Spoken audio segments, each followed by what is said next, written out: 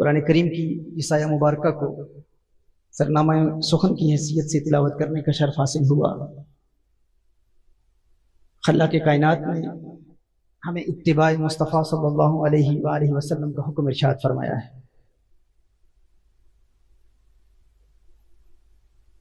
اور ایک مقام پر اطاعت مصطفیٰ صلی اللہ علیہ وآلہ وسلم کا بھی حکم ارشاد فرمایا، اطیعوا اللہ و اطیعوا الرسول۔ اطاعت اور اتباع میں کچھ فرق ہے۔ اطاعت کہتے ہیں کسی کے اقوال پر عمل کرنے کو، کسی کے حکم پر عمل کرنے کو اطاعت کہتے ہیں، اور کسی کو عمل کرتا ہوا دیکھ کر اس کے اعمال اور اس کی اداؤں کو اپنا لینا اتباع ہے۔ آپ کو کوئی حکم دیتا ہے، آپ نے حکم پر عمل کیا تو آپ نے اطاعت کی۔ آپ نے کسی کو کچھ کرتے ہوئے دیکھا اور اس کی اداؤں کو اپنا لیا تو آپ متبع ہیں، آپ اتباع کر رہے ہیں۔ اب سوال یہ پیدا ہوتا ہے کہ اطاعت مصطفیٰ صلی اللہ علیہ وسلم کے لیے اقوال مصطفیٰ صلی اللہ علیہ وآلہ وسلم سیکھنے کے لیے تو احادیث مصطفیٰ صلی اللہ علیہ وسلم موجود ہیں۔ صحیح بخاری ہے، صحیح مسلم ہے، سنن نبی داؤد ہے، سنن ابن ماجہ ہے، ترمذی ہے، سنن النسائی ہے، موطا امام مالک ہے، موطا امام محمد ہے، حدیث کی کتابیں ہیں۔ محدثین کی بارگاہ میں حاضر ہو کر ہم حدیث کی کتابوں کا مطالعہ کرتے ہیں اور اقوال مصطفیٰ صلی اللہ علیہ وسلم پڑھ کے اقوال مصطفیٰ صلی اللہ علیہ وسلم پر عمل کرتے ہیں، اور یہی عمل ہی اطاعت کہلاتا ہے۔ سوال یہ پیدا ہوتا ہے کہ ہم اتباع مصطفیٰ صلی اللہ علیہ وسلم کیسے کریں گے؟ محدثین کی کتابوں میں اقوال مصطفیٰ صلی اللہ علیہ وسلم محفوظ ہیں، لیکن اعمال مصطفیٰ صلی اللہ علیہ وآلہ وسلم کہاں تلاش کیے جائیں؟ کیونکہ اتباع کے لیے نقل کرنا ضروری ہے، کسی کی اداؤں کو اپنا لینا ضروری ہے۔ کتب احادیث میں اقوال مصطفیٰ صلی اللہ علیہ وسلم تو ملتے ہیں، اور اعمال مصطفیٰ صلی اللہ علیہ وسلم کا ذکر بھی ہے، لیکن اعمال مصطفیٰ صلی اللہ علیہ وسلم نظر نہیں آتے۔ یعنی بخاری میں آپ کو نبی کریم صلی اللہ علیہ وسلم کی مسکراہٹ کا ذکر تو ملے گا، لیکن سرکار کا مسکرانا بخاری میں نظر نہیں آئے گا۔ حضور کی اداؤں کا ذکر تو ہے، لیکن ادائیں نظر نہیں آتی۔ اتباع کے لیے اداؤں کو دیکھنا ضروری ہے، اور حضور اکرم صلی اللہ علیہ وسلم کی اداؤں کا کسی کتاب میں جمع ہو جانا یا نظر آنا یہ ممکن بھی نہیں ہے، ایسا ہوتا بھی نہیں ہے۔ ادائیں ہم پڑھتے تو ہیں لیکن دیکھتے نہیں ہیں۔ تو سوال یہ پیدا ہوتا ہے کہ اتباع کیسے کریں؟ اطاعت کا طریقہ تو ہم نے سیکھ لیا، اقوال مصطفیٰ صلی اللہ علیہ وآلہ وسلم کو دیکھ کر ہم ان پر عمل کریں گے، اطاعت کر لیں گے، لیکن اتباع کیسے کریں؟ اتباع کے لیے اداؤں کا دیکھنا ضروری ہے۔ تو اتباع کا طریقہ کیا ہوگا؟ اتباع کا طریقہ یہ ہے کہ کسی دیکھنے والے کو دیکھنا۔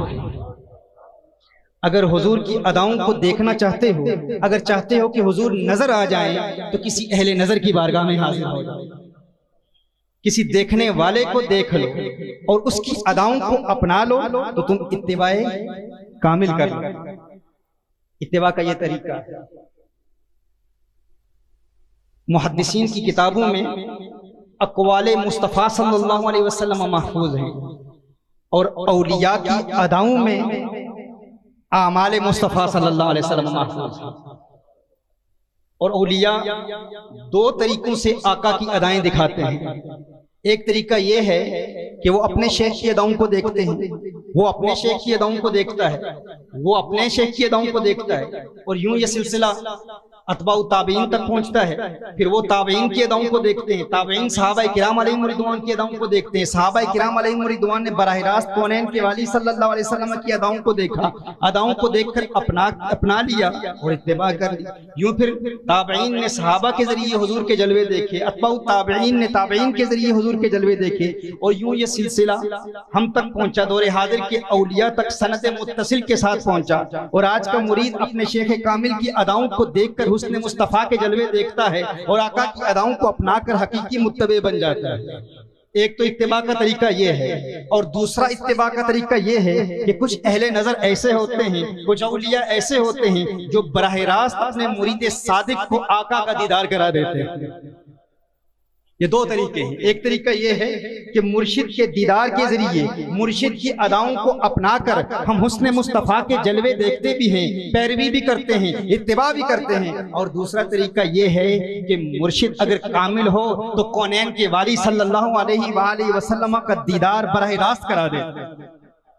ये इत्तिबा के दो तरीके हैं। इताअत का तरीका भी हमने सीख लिया और इत्तिबा का तरीका भी हमने सीख लिया कि इताअत करनी है तो अक़वाले मुस्तफ़ा सल्लल्लाहु अलैहि वसल्लम पर अमल करें, किसी मुहद्दिस की बारगाह में हाजिर हो जाएं, कुतुब अहादीस का मुताला करें। और अगर इत्तिबा करनी है तो इत्तिबा का तरीका क्या है, किसी वली कामिल की बारगाह में हाजिर हो जाएं। मैं ये कहना चाहूंगा कि अगर आप चाहते हैं कि किसी एक ही बारगाह से दोनों फयूज मिल जाएं, किसी एक ही बारगाह से दोनों नूर मिल जाएं, किसी एक ही बारगाह से दोनों बरकत हासिल हो जाएं, अगर चाहते हैं कि इत्तिबाए मुस्तफा सल्लल्लाहु अलैहि वसल्लम का शर्फ हासिल करें तो किसी वली कामिल की बारगाह में हाजिर हो जाएं, वो हुजूर के जलवे दिखा देगा। और अगर चाहते हैं इत्ताअते मुस्तफा सल्लल्लाहु अलैहि वसल्लम का शर्फ हासिल करें तो किसी मुहद्दिस की बारगाह में हाजिर हो जाएं। लेकिन अगर चाहते हैं कि किसी एक ही बारगाह से दोनों फयूज मिल जाएं तो किसी मुहद्दिस की बारगाह में नहीं, फिर मुहद्दिस आज़म की बारगाह में हाजिर हो जाए, क्योंकि ये वो बारगाह है जो इताअत भी सिखाती है,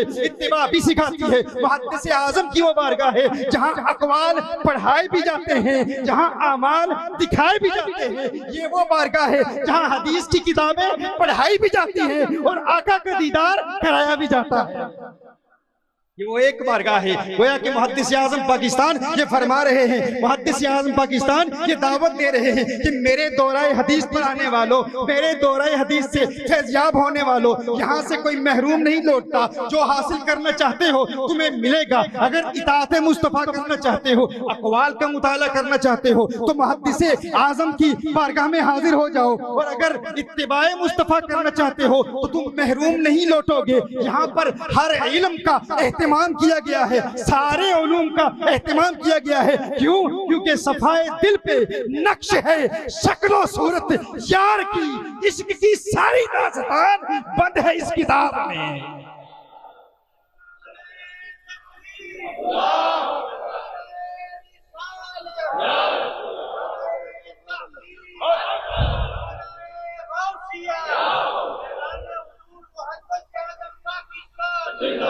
यहाँ अक़वाल पढ़ाए भी जाते हैं और दीदार भी कराया जाता है। और ये दीदार का सिलसिला एक मरतबा नहीं, बार बार हुआ। बार बार आशिकाने मुस्तफ़ा सल्लल्लाहु अलैहि वसल्लम इस बारगाह में आए। इसीलिए जो इस बारगाह में एक मरतबा आ जाता इनका दीवाना हो जाता।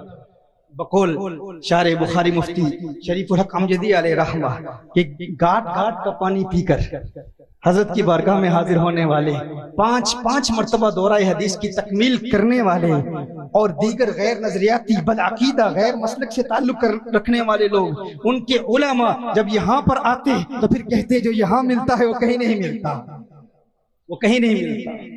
क्यों? इसलिए कि यहाँ सिर्फ अक़वाल पढ़ाए नहीं जाते, यहाँ हुजूर का दीदार भी कराया जाता है। यहाँ फकत अक़वाल पढ़ाकर इताअत नहीं कराई जाती, यहाँ हुजूर के जलवे दिखाए जाते हैं और इत्तिबा के तरीके भी सिखाए जाते हैं।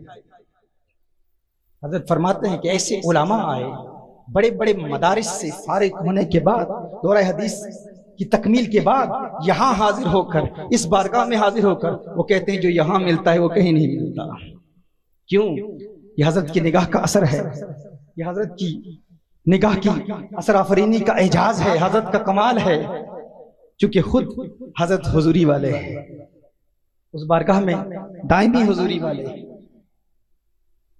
علم حدیث میں جو مہارت تامہ اور جو بلند مقام حضرت کو حاصل ہے اس کا تو دنیا اعتراف کرتی ہے، اس میں تو کوئی شک ہی نہیں ہے۔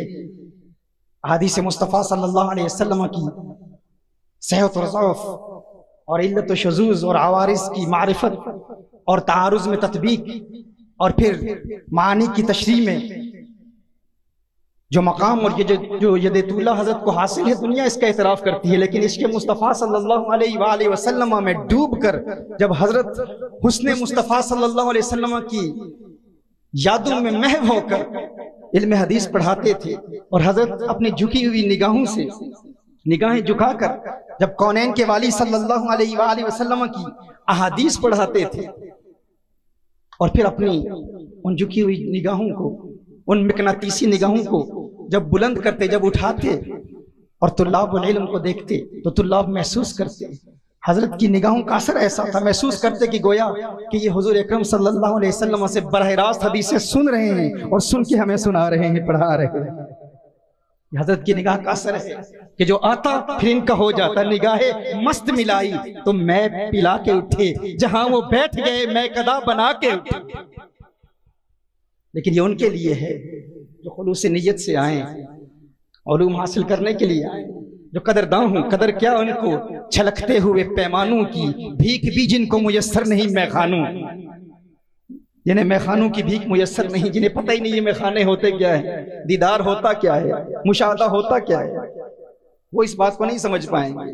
لیکن جو خلوص نیت سے حضرت کی بارگاہ میں حاضر ہوتا، اور یہ دیدار کا سلسلہ شارح بخاری حضرت شیخ الحدیث علامہ غلام رسول رضوی رحمہ اللہ وہ فرماتے ہیں کہ ایک وقت تھا کہ میں حضور صلی اللہ علیہ وسلم کی نورانیت کے حوالے سے کچھ ذہنی ارتباک و تشویش کا شکار تھا، میں زیادہ عقلی دلائل کی طرف مائل تھا،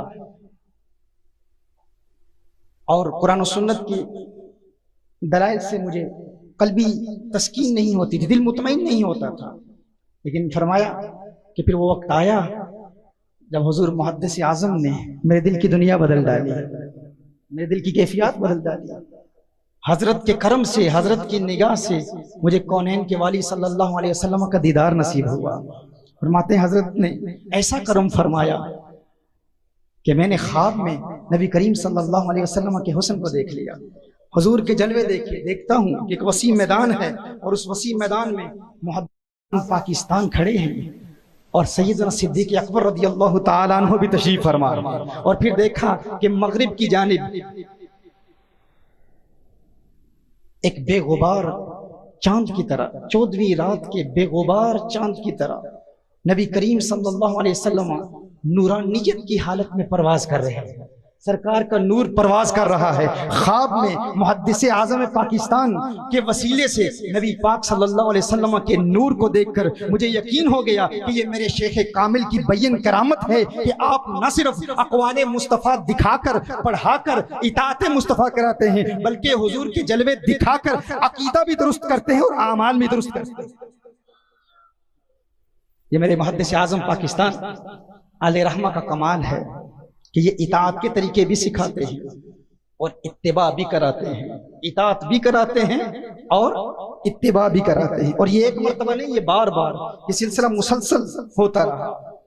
بڑے بڑے اہل علم، بڑے بڑے مقام مرتبے والے حضرت کی بارگاہ میں حاضر ہوتے، اور حضرت نے نبی کریم صلی اللہ علیہ وآلہ وسلم کی زیارت عطا فرماتے، اور یہ حضرت کی ولایت کی ایک بین دلیل ہے۔ لوگ کہتے ہیں، میں نے ایک مقام پر کہا کہ سرکار اعلیٰ حضرت ولی کامل ہیں، تو کچھ لوگوں نے کہا کہ یہ ایسا نہ کہو، مفتی کہو، عالم کہو، بہت کہنا ہو تو عاشق رسول کہہ دو، لیکن ولی کامل تم کیسے کہتے ہو؟ تو میں کہتا ہوں اعلیٰ حضرت کا مقام تو بہت بلند و بالا ہے۔ اعلیٰ حضرت کی بارگاہ سے فیض حاصل کرنے والے محدث اعظم کے متعلق حضرت پیر سید چراغ علی شاہ علیہ رحمہ فرماتے ہیں کہ آپ زندگی کے آخری ایام میں قطبیت کے مقام پر فائز ہو چکے تھے، اور پیر جماعت علی شاہ علیہ رحمہ آپ نے بھی حضرت کی قطبیت کا قول کیا ہے۔ کہ پاک پتن شریف میں چلے جائیں تو وہاں کے مجذوب بھی کہیں گے کہ مولانا سردار احمد ایک قطب ہے، میں کہتا ہوں آپ اعلیٰ حضرت علیہ رحمہ کے متعلق کہتے ہیں کہ انہیں فقط عاشق رسول کہا جائے، مفتی کہا جائے، عالم کہا جائے، وہ قطب نہیں ہے، ولی نہیں ہے۔ میں کہتا ہوں ان کی بارگاہ سے فیض یافتہ، ان کی بارگاہ میں حاضر ہونے والے جنہوں نے براہ راست اعلیٰ حضرت کا دیدار بھی نہیں کیا، اعلیٰ حضرت کی اولاد اور ان کے شاگردوں کا دیدار کیا ہے، وہ اپنے وقت کا قطب ہے۔ تو یہ شان ہے خدمتگاروں کی، سردار کا عالم کیا ہوگا، بلکہ یوں کہوں کہ یہ شان ہے ان سرداروں کی، سرکار کا عالم کیا ہوگا۔ اس بارگاہ سے فیض حاصل کرنے والے خود سردار ہیں، سردار احمد ہیں، سرکار اعلیٰ حضرت کی عظمتوں کا عالم کیا ہوگا۔ تو میں عرض کر رہا تھا کہ یہ وہ بارگاہ ہے جہاں سے دونوں فیوز ملتے ہیں۔ اور پھر یہ بھی دیکھیے کہ ایسا نہیں ہے کہ اگر کسی میں علمی لیاقت نہ ہو، استعداد نہ ہو، صلاحیت نہ ہو تو وہ محروم لوٹتا ہے، ایسا نہیں ہے۔ ایسے بھی آئے جن کے پاس علمی صلاحیت نہیں تھی، استعداد نہیں تھی، وہ علمی لیاقت نہیں تھی، وہ کیپیبلٹی، پوٹینشل نہیں تھی، لیکن حضرت نے ہر ایک کو نوازا۔ جو جس نیت سے آیا، جو اقوال پڑھنے کے لیے آیا اسے اقوال عطا فرمائے، اور جو اعمال دیکھنے کے لیے آیا اسے پھر حضور کے جلوے بھی دکھائے۔ گویا کہ آتے ہیں سائل مسائل کے ساتھ، ہوتے ہیں قائل دلائل کے ساتھ، اور اگر کوئی دلائل سے قائل نہیں ہوتا، اس کی قلبی تسکین نہیں ہوتی تو یہاں رکتے نہیں ہیں۔ فرماتے ہیں کہ دلائل کے آگے بھی ایک منزل ہے، آؤ تمہیں حضور کا دیدار کرا دوں۔ گویا کہ یوں فرما رہے ہیں کہ کتابوں سے دلائل دوں، کتابوں سے دلائل دوں یا تصور میں انہیں لاؤں، کتابوں سے دلائل دوں یا یوں کہوں کہ کتابوں سے دلائل دوں یا جلوہ ان کا دکھلا دوں۔ کوئی مجھ سے پوچھ بیٹھا ہے میرا محبوب کیسا ہے، مجھ سے پوچھ بیٹھا ہے میرا محبوب کیسا ہے۔ اور اگر کوئی ایسا آتا جو استعداد نہیں رکھتا، صلاحیت نہیں رکھتا، اس کا حافظہ اچھا نہیں ہے، وہ علم نہیں پڑھ سکتا، تو اسے بھی محروم نہیں لوٹاتے کہ تو واپس چلا جا، تو اس قابل نہیں ہے، تو علم حاصل نہیں کر سکتا۔ گویا کہ آپ فرماتے ہیں کہ میں اس بارگاہ سے فیض یافتہ ہوں، اس آقا کریم صلی اللہ علیہ وسلم کے نور سے فیض یافتہ ہوں، جو ہر ایک کو نوازتے ہیں، جو نہ علم دیکھتے ہیں، نہ دولت دیکھتے ہیں، نہ مرتبہ دیکھتے ہیں، نہ شہرت دیکھتے ہیں، جو نہ شکلیں دیکھتے ہیں، نہ عقلیں دیکھتے ہیں، جو نہ گورا دیکھتے ہیں، نہ کالا دیکھتے ہیں، وہ دل والا دیکھتے ہیں کہ کون دل سے آیا ہے۔ اگر کوئی دل والا ہو، خلوص نیت سے آئے، سچے دل سے آئے، خاص نیت سے، حضور کے قرب کی نیت سے آئے، حضور کی زیارت کی نیت سے آئے، اگر سچا ہو، مخلص ہو تو آقا صلی اللہ علیہ وسلم اسے نوازتے ہیں۔ اور اگر محدث اعظم پاکستان کی بارگاہ میں کوئی ایسا شخص آ جائے جو علمی لیاقت نہ رکھتا ہو تو اسے آپ فرماتے تو چھوڑ، حضور کا فیض کتابوں کا محتاج نہیں ہے، حضور کے فیض کو کتابوں کا احتیاج نہیں ہے۔ اگر کتابیں سمجھ میں نہیں آتی تو نہ صحیح، آ تجھے ایک اور منزل پر لے جاؤں۔ گویا کیا فرماتے، چک گھونگٹ شرم حجاباں نو چھج درس تے پھوک کتاباں نو، تیرا کم نہیں پڑھن پڑھاون دا، سکھ جج کوئی یار بناون دا۔ کتابیں سمجھ نہیں آتی تو نہ آئیں۔ رخ مصطفیٰ وہ کتاب ہے جو محبتوں کا نصاب ہے، میرے دل کی ہے یہی آرزو، دن رات اسے پڑھا کروں۔ یہ رخ مصطفیٰ بھی ایک کتاب ہے جو چہرہ بدوہا کو دیکھ لے۔ رخ مصطفیٰ وہ کتاب ہے جو محبتوں کا نصاب ہے، میرے دل کی ہے یہی آرزو، دن رات اسے پڑھا کروں، اس کی زیارت کیا کروں۔ جو ان کو دیکھ لیتا ہے کتابیں خود بخود سمجھ میں آ جاتی ہیں۔ لیکن دیکھیے اطاعت مصطفیٰ صلی اللہ علیہ وآلہ وسلم اور اتباع مصطفیٰ صلی اللہ علیہ وآلہ وسلم، ان دونوں کے لیے یہ ضروری ہے کہ اقوال مصطفیٰ صلی اللہ علیہ وسلم ابھی قیامت تک محفوظ رہیں، اور اعمال مصطفیٰ صلی اللہ علیہ وسلم ابھی قیامت تک محفوظ رہیں۔ اسی صورت میں تو اتباع ہوگی، اسی صورت میں تو اطاعت ہوگی۔ اب اقوال مصطفیٰ صلی اللہ علیہ وسلم کی حفاظت کا اہتمام اللہ جل وعلا نے بڑی خوبصورت طریقے سے کیا۔ آپ دیکھتے ہیں علم حدیث پڑھتے ہیں، حدیث کی کتابوں کا مطالعہ کرتے ہیں، دنیا کے بڑے بڑے منکرین حدیث اور مستشرقین اور یہود و نصارہ اور وہ لوگ جنہوں نے امریکن ڈالرز استعمال کیے اس علم حدیث کو مٹانے کے لیے، وہ بھی حیران ہیں۔ فقط علم جرح تعدیل اور اسماء و رجال کا علم دیکھ کر مسلمانوں کا اپنا ایجاد کردہ یہ عظیم علم جس کو دیکھ کر بڑے بڑے غیر مسلم مفکرین بھی حیران ہیں۔ ایسا عظیم علم یہ جس کے ذریعے اقوال مصطفیٰ صلی اللہ علیہ وسلم کی حفاظت کا اہتمام ہوا، یہ ایسا عظیم علم ہے، ایسا وسیع علم ہے۔ اور پھر شیوخ سے احادیث کو اخذ کرنے کے جو طریقے ہم دیکھتے ہیں، سماع ہے، قراءہ ہے، اجازہ ہے، مناولہ، مکاتبہ، وجادہ، اعلام، وصیہ، یہ مختلف طریقے، یہ سارے کیوں ہیں؟ یہ اقوال مصطفیٰ صلی اللہ علیہ وسلم کی حفاظت کے لیے۔ پھر احادیث کی کتابوں کا ہم مطالعہ کریں، علم حدیث پڑھنے والے جانتے ہیں، احادیث کی کتابوں کا ہم مطالعہ کریں۔ مختلف قسم کی احادیث ہیں، ان کے مختلف مراتب ہیں، مختلف طبقات ہیں، اور پھر ان کی مختلف قسمیں ہیں، صحاح ہیں، معاجم، مسانید، مستدرکات، مستخرجات، اجزاء، یہ ساری حدیث کی کتابیں، سینکڑوں حدیث کی کتابوں میں اقوال مصطفیٰ صلی اللہ علیہ وسلم جمع ہیں۔ اور یہ اللہ جل وعلا نے یہ اہتمام کیوں کیا؟ اقوال کی حفاظت کا یہ وسیع اہتمام، ایسا زبردست اہتمام کیوں کیا گیا؟ اللہ قرآن میں ارشاد فرماتا ہے واللہ یعصمک من الناس، اے حبیب اللہ جل وعلا آپ کو لوگوں سے بچائے گا، محفوظ رکھے گا، آپ کی نگہبانی کرے گا۔ یہ تو ظاہری ترجمہ ہے اس آیا کا۔ شان نزول یہ ہے، صحابہ کرام علیہم رضوان حضور کی حفاظت پر معمور کیے گئے تھے۔ جب یہ آیت نازل ہوئی تو حضور اکرم صلی اللہ علیہ وسلم نے ارشاد فرمایا اب ضرورت نہیں ہے، کیونکہ اللہ جل وعلا نے میری حفاظت اپنے ذمہ کرم پر لے لی ہے۔ تو ظاہری معنی تو یہی ملتا ہے کہ حضور کے جسم کی حفاظت کا ذمہ اللہ نے لیا، لیکن قاعدہ یہ ہے العبرۃ بعموم اللفظ لا بخصوص السبب، معتبر الفاظ کا عموم ہوتا ہے، خاص اسباب نہیں ہوتی۔ یعنی شان نزول کا بھی ایک مقام ہے، ایک درجہ ہے، لیکن چونکہ شان نزول خبر الاحاد سے ثابت ہے اور خبر الاحاد ظن کا فائدہ دیتی ہے، اور قرآن کا عموم قطعی ہے اور ظنی سے قطعی کو باطل نہیں کیا جا سکتا۔ یعنی اللہ جل وعلا جب ارشاد فرما رہا ہے کہ محبوب اللہ جل وعلا آپ کی نگہبانی کرے گا، تو نگہبانی اور حفاظت کی جتنی شکلیں ہیں اس میں شامل ہیں۔ یعنی اللہ جل وعلا فقط حضور اکرم صلی اللہ علیہ وسلم کے جسم اطہر کی حفاظت نہیں فرمائے گا، العبرۃ بعموم اللفظ لا بخصوص السبب، فقط یہ کہنا کہ اللہ حضور اکرم صلی اللہ علیہ وسلم کے جسم کی حفاظت فرمائے گا یہ درست نہیں ہے۔ حفاظت کی جتنی شکلیں ہیں وہ ساری اس میں شامل ہیں۔ جب فرمایا واللہ یعصمک من الناس، اللہ آپ کی حفاظت فرمائے گا، اس کا مطلب یہ ہے کہ محبوب اللہ آپ کے جسم کی بھی حفاظت فرمائے گا، اللہ آپ کے اقوال کی بھی حفاظت فرمائے گا، اللہ آپ کے اعمال کی بھی حفاظت فرمائے گا۔ حفاظت کی جتنی صورتیں وہ اس میں شامل ہیں، ہر اعتبار سے اللہ جل وعلا حفاظت فرمائے گا، اور اسی حفاظت کی ایک شکل علم حدیث ہے۔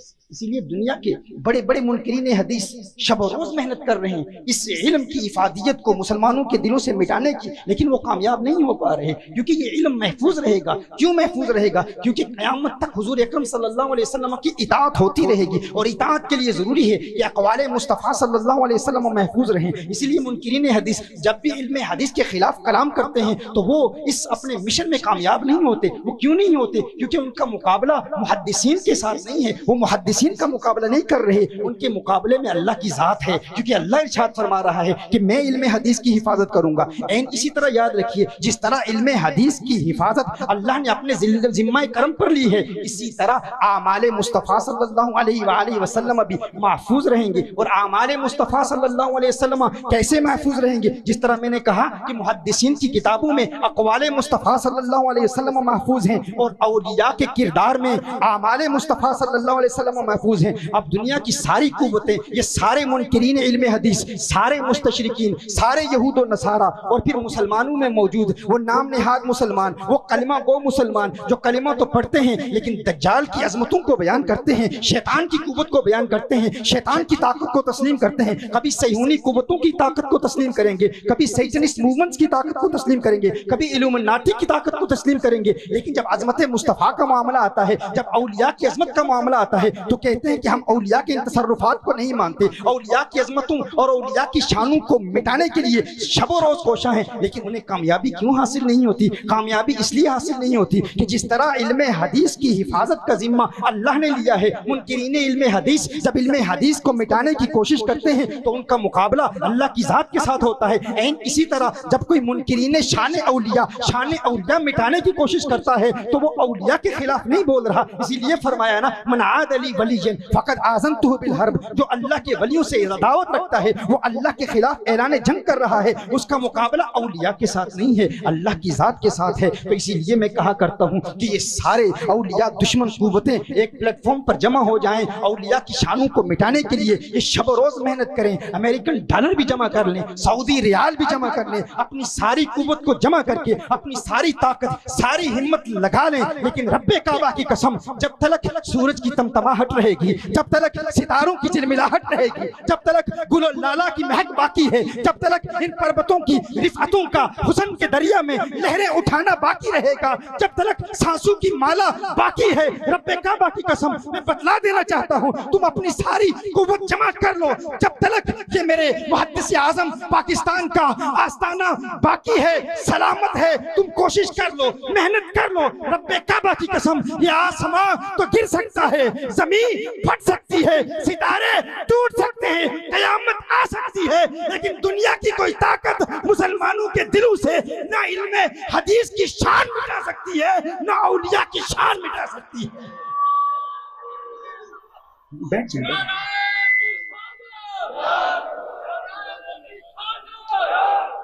کیونکہ اللہ نے فرمایا ہے واللہ یعصمک من الناس، اعمال بھی محفوظ رہیں گے، اقوال بھی محفوظ رہیں گے۔ اسی لیے تو یہ اولیاء، اسی لیے تو یہ اللہ کے ولی ہمیشہ اعمال مصطفیٰ صلی اللہ علیہ وسلم میں محو رہتے ہیں۔ محدث اعظم پاکستان جیسی شخصیت ہر وقت تصور یار میں، تصور محبوب میں محو رہتے تھے۔ کیوں محو رہتے تھے؟ اور اس کا اہتمام اتنا زبردست کہ مختلف بہانوں سے علم حدیث تو علم حدیث، منطق اور فلسفہ جیسے خوش اسباق پڑھاتے ہوئے بھی حضور اکرم صلی اللہ علیہ وسلم کے دیدار کے تحفظ کی خاطر کلام کرتے ہیں، کیونکہ انہیں تصور محبوب سے پیار ہے۔ میں نے کہا نا یہ میں اسے ہی پسند آتی ہے جو ایک مرتبہ چکھ لے، جو اس کی حقیقت کو جانتا ہے، وہ حضور کی تصور میں ہمیشہ محو رہتا ہے۔ سلم العلوم منطق کی معروف کتاب ہے، محدث اعظم پاکستان پڑھا رہے ہیں، تصور و تصدیق کی بحث پڑھا رہے ہیں۔ اب اس کا کیا تعلق ظاہر ہے مسلم مصطفیٰ صلی اللہ علیہ وسلم کی دلوں سے؟ طلاب علم کو پڑھا رہے ہیں تو فرماتے ہیں کہ گستاخوں نے کہا، بے ادبوں نے کہا کہ نماز میں خضوع کا خیال آ جائے تو نماز باطل ہو جاتی ہے۔ فرمایا یہ کیسے کہتے ہیں؟ کیا نماز میں اذکار نہیں، قرآن کریم کی آیات نہیں؟ کیا جب آپ نماز پڑھتے ہیں تو اللہم صلی علی محمد نہیں؟ کہا یہ تو منطق کا ہر طالب علم جانتا ہے کہ تصدیق بغیر تصور کے اس کا وجود ہی نہیں ہوتا۔ تصورات و ثلاثہ شرط کیسے لوجود تصدیق کہ یہ جو حکماء کی اصطلاح ہے تصورات ثلاثہ یہ تصدیق کے لیے شرط ہے، یعنی تصدیق تصور کے بغیر ہوتی ہی نہیں۔ تو محدث اعظم پاکستان فرماتے ہیں کہ یہ جو گستاخوں نے کہا کہ اگر نماز میں حضور اکرم صلی اللہ علیہ وسلم کا خیال آ جائے تو انسان کی نماز فاسد ہو جاتی ہے، یہ انہوں نے کیسے کہا؟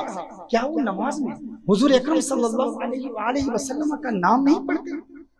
کیا درود شریف نہیں پڑھتے؟ اللہم صلی علی محمد نہیں پڑھتے؟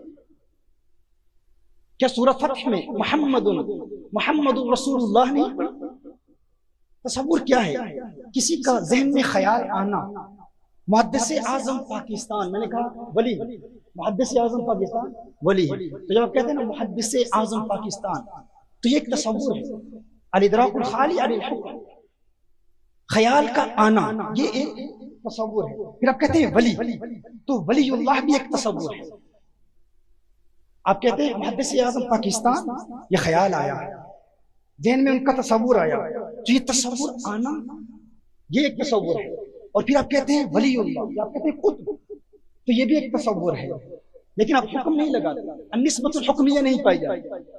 تو یہ دو تصورات ہیں اور تصدیق بغیر تصور کی ہوتی ہی نہیں ہے۔ تو محدث اعظم پاکستان فرماتے ہیں کہ یہ جو گستاخ کہتے ہیں، بے ادب کہتے ہیں کہ حضور کا خیال نماز میں آ جائے تو نماز باطل ہو جاتی ہے، تو تصور کے بغیر تو تصدیق ہوتی ہی نہیں، تصور کے بغیر تو تصدیق ہوتی نہیں۔ میں آپ کو اپنی زبان میں آسان الفاظ میں یہ منطقی اصطلاحات سے ہٹ کر بتا دیتا ہوں۔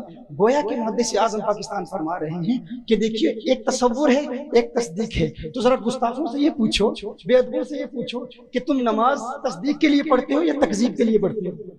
جب نماز میں اذکار آتے ہیں تو یہ اذکار، یہ قرآن کریم کی آیات، یہ تکذیب کے لیے پڑھتے ہو یا تصدیق کے لیے پڑھتے ہو؟ آپ سمجھ رہے ہیں میں کیا عرض کر رہا ہوں؟ اگر وہ کہیں کہ تکذیب کے لیے پڑھتے ہو، یہاں تکذیب کو جو میں تصدیق کے مقابلے میں لا رہا ہوں، یہ منطق کی اصطلاح میں نہیں لا رہا، یہ فقط سمجھانے کے لیے لا رہا ہوں۔ کوئی اس کو بنیاد بنا کر، چونکہ دنیا بھر میں لوگ ہماری بیانات سنتے ہیں، تو کوئی اس بنیاد پر محدث اعظم پاکستان پر اعتراض نہ کرتے، اس لیے میں وضاحت کرنا چاہتا ہوں، یہ میں اپنے جملوں میں بات سمجھانے کی کوشش کر رہا ہوں کہ محدث اعظم پاکستان گویا کہ یہ فرما رہے ہیں کہ نماز میں جب تم یہ اذکار پڑھتے ہو، قرآن کریم کی آیات پڑھتے ہو، تو بتاؤ جب تم پڑھتے ہو محمد رسول اللہ، محمد کا تصور آئے گا نا، رسول اللہ کا تصور آئے گا نا، اور تصدیق کے لیے تصور شرط ہے، لا یوجد تصدیق بلا تصور، کہ تصور کے بغیر تصدیق کا وجود ہی نہیں ہوتا۔ تو بتاؤ جب تم نماز میں یہ اذکار پڑھتے ہو تو تصدیق کے لیے پڑھتے ہو یا تکذیب کے لیے پڑھتے ہو؟ اگر قرآن کی آیات تکذیب کے لیے پڑھو گے تو تم اللہ کو جھوٹا کہہ رہے ہو نا، اور اللہ کی تکذیب کرنا کفر ہے،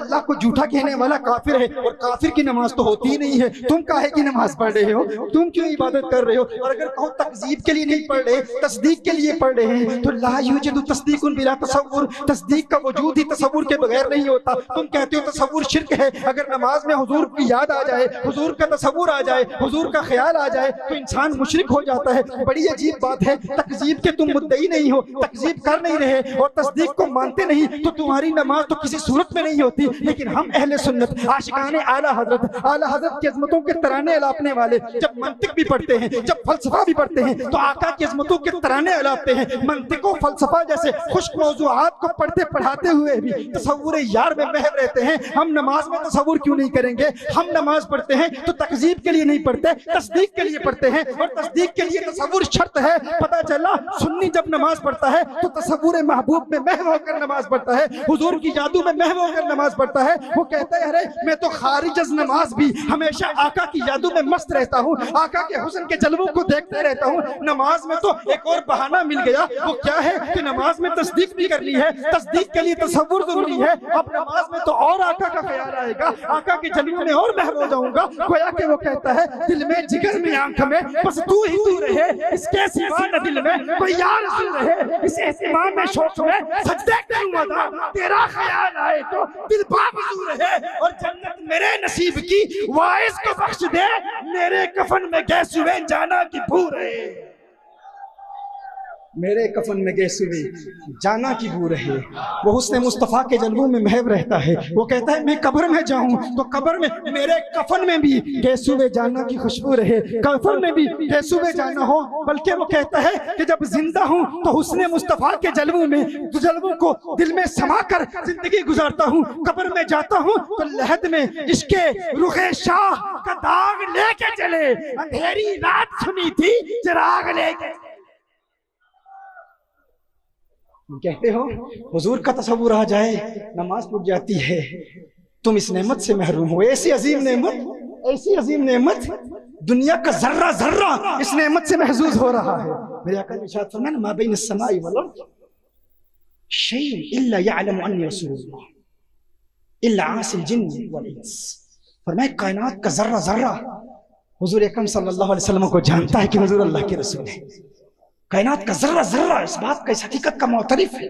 ہر شے آسمان اور زمین کے مابین جو کچھ بھی ہے اس بات کا، اس حقیقت اعتراف کرتی ہے کہ حضور اللہ کے رسول ہیں۔ اور جو اعتراف کرتے ہیں وہ حضور اکرم صلی اللہ علیہ وسلم کی بارگاہ میں درود و سلام کی گجرے بھی نشاور کرتے ہیں، آقا کی عظمتوں کے ترانے بھی الاپتے ہیں۔ کائنات کا ذرہ ذرہ حضور کو جانتا ہے، پہچانتا ہے۔ ایک مولوی صاحب حضور محدث اعظم پاکستان کی بارگاہ میں حاضر، بے ادب تھا۔ اس نے محدث اعظم پاکستان سے سوال کیا، مسجد کی صف کا ایک تنکا توڑا، چھوٹا سا تنکا توڑ کے اس کے مزید ٹکڑے کیے، تنکا توڑ کر حضور محدث اعظم کی بارگاہ میں عرض کرتا ہے تم کہتے ہو حضور کائنات کے ذرے ذرے کو جانتے ہیں، ذرا یہ تو بتاؤ کیا حضور اکرم صلی اللہ علیہ وسلم اس تنکے کو بھی جانتے ہیں، اس چھوٹے سے تنکے کو بھی جانتے ہیں؟ محدث اعظم پاکستان فرماتے ہیں کہ مجھے اس سے پہلے ایسا سوال کسی نے کبھی کیا نہیں تھا، تو کچھ دیر مجھے کچھ تشویش ہوئی، کچھ توقف ہوا، پھر اعلیٰ حضرت کی بریلی شریف سے خصوصی نگاہ حاصل ہوئی، خصوصی توجہ حاصل ہوئی۔ فرمایا ایسی توجہ حاصل ہوئی کہ اعلیٰ حضرت نے ایک ایسا خوبصورت جواب القاء فرما دیا، میں نے الزامی جواب دیا، میں نے کہا تو پوچھتا ہے کیا حضور اس تنکے کو جانتے ہیں، ذرا یہ تو بتا کیا یہ تنکا حضور کو جانتا ہے؟ کیا سننے میں کیا عرض کر رہا ہوں، کیا یہ تنکا حضور کو جانتا ہے؟ کیا یہ تنکا حضور کو جانتا ہے؟ تو فرمایا اس کے بعد وہ لاجواب ہو کر منہ بنا کر اٹھ کے چلا گیا۔ یہ جواب ہی ایسا تھا، گویا کہ محدث اعظم فرما رہے ہیں، میں اپنی زبان میں بتا دوں، گویا کہ آپ یہ فرما رہے ہیں تو کہتا ہے مدینے والے آقا اس تنکے کو جانتے ہیں یا نہیں؟ وہ آقا ہیں، یہ ان کا تنکا ہے، یہ ان کا تنکا ہے۔ وہ آقا ہو کر تنکے کو جانتے ہیں تو یہ تنکا ہو کر آقا کو کیوں نہیں جانتا؟ اور اگر یہ تنکا ہو کر آقا کو جانتے ہیں تو وہ آقا ہو کر تنکے کو کیوں نہیں جانتے؟